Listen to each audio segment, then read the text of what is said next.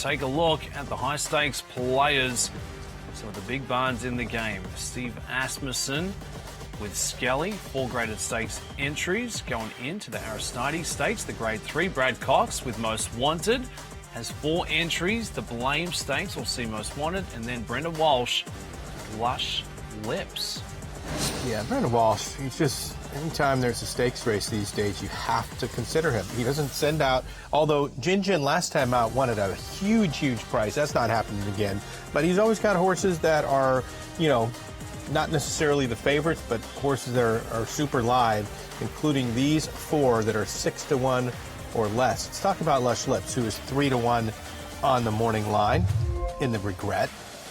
Comes in to Saturday's grade 3 showdown with plenty of upside amongst a field of 11. Let's take a look at this last effort for Lush Lips, the 7. Flavion Pratt aboard. This goes back to the Edgewood Stakes, and Dave always looking for a bit of room. Got it, looking for that turn of foot, just tries to find it late.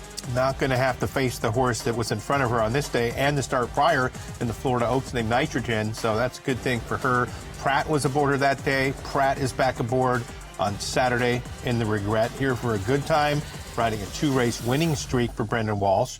So he's double dipping in here. He's got 2 chances. 2 chances. The grade 3 Regret Stakes here for a good time. The 2 sitting at 6-1 with Irad Ortiz aboard. We take it back to this allowance optional claiming event, and this was right here beneath the Twin Spires. Yeah, Saez had ridden this horse 4 straight times. He shows up on the 6th horse, totally justified. Horse he'd never been on before, but Irad has got them out this time on Here for a Good Time, who's proven she can win from off the pace like last time out, or she can win from up on the lead like 2 starts back. Very versatile, undefeated in that only start here on the turf at Churchill.